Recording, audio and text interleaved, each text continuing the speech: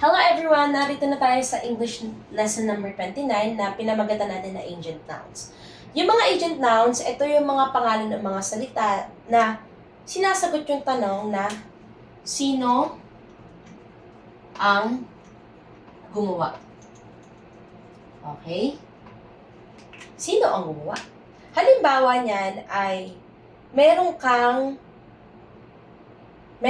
nakuha na isang invention. Okay? May nakita kang invention.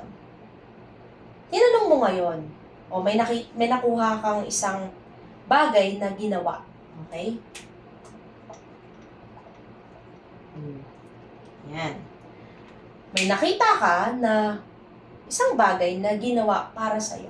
Tinanong mo ngayon, teka lang, sino ang gumawa nito?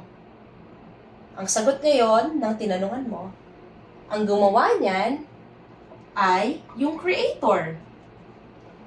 Ang nag-invent niyan o nag-invento niyan ay yung inventor. Sino ang nagluto nito? O sino ang gumawa nito? Ang nag-bake niyan ay yung baker. Sino ang nagturo? Sino ang nagturo? Ang nagturo niyan, ang tinatawag dyan ay teacher. So, ibig sabihin, ito yung mga pangalan o mga salita na sinasagot yung mga tanong kung sino ba ang gumawa ng bagay na yun.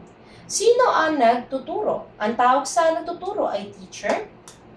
Ang mga nagbe-bake naman, ang tawag dyan ay baker. Ang mga nag-aaral naman, study. Yung mga nag-aaral, anong tawag sa kanila? Student. So, sinasagot nyo yung tanong na sino ang gumawa. Kaya ang mga agent nouns, ito yung mga pangalan o mga salita ng mga tawag kung sino ang gumawa doon sa gawain na yun. Kaya kapag nakakita kayo ng mga pangalan ng mga salita tulad ng inventor, creator, baker, teacher, student, o yung mga tinutukoy yung mga gumawa ng isang bagay, o may mga role na ginagampanan, katulad ng baker, nagbe-bake siya, creator, nag-create siya, student, nag-study siya, teacher, nagtuturo siya. Yan ay mga tinatawag natin ng mga agent nouns. Okay? Ginagamitan natin siya ng mga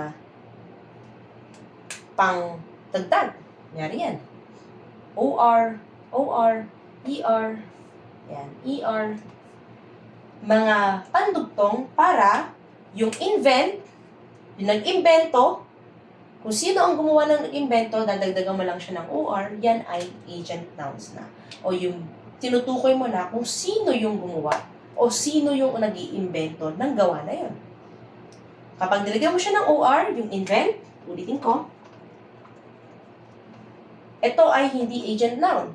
Pero, pag nilagyan mo siya ng OR, yan ay agent noun na. Kasi, dinagdagan mo siya ng OR na kung saan nagbigay ka ng panibagong kahulugan kung sino ang nag-iimbento. Ang tawag sa mga nag-iimbento ay inventor. Kaya yan ay agent noun.